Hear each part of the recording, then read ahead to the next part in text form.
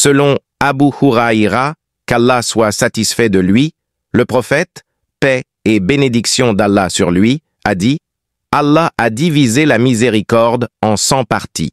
Il en a retenu 99 parties avec lui et descendu une partie sur terre. C'est de cette partie que toutes les créatures, humains, djinns, animaux et insectes, se montrent miséricordieux les uns envers les autres. La miséricorde d'Allah embrasse l'étendue de toutes choses et son pardon est immense.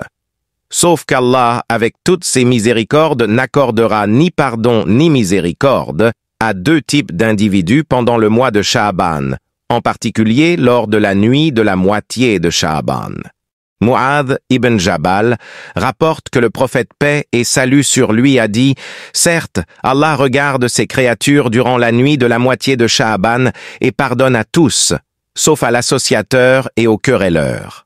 L'associateur, c'est-à-dire celui qui associe un autre à Allah dans ses actes, et le querelleur, c'est celui qui garde de la rancœur et de la haine envers ses frères musulmans, les combattant et les haïssant pour des affaires de cette vie éphémère.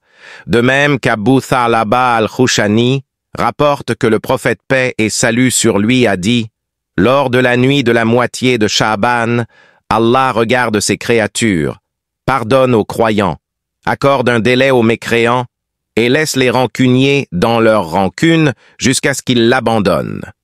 C'est pourquoi notre bien-aimé paix et salut sur lui nous a recommandé d'avoir un cœur pur, sans haine ni rancœur, en disant « Ne vous détestez pas, ne vous enviez pas, ne vous tournez pas le dos.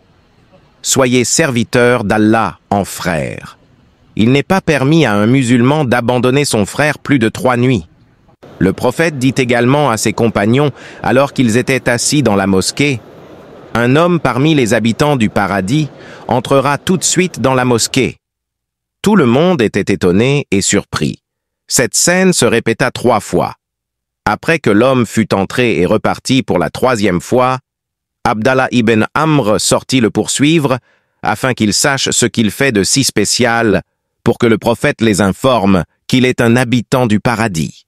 L'homme lui dit « Je ne fais rien de spécial, sauf que je ne ressens aucune rancune ni jalousie envers aucun musulman pour le bien qu'Allah lui en a accordé. » Abdallah ibn Amr dit alors « C'est ce qui t'a amené à ce niveau, et c'est ce que nous avons du mal à supporter.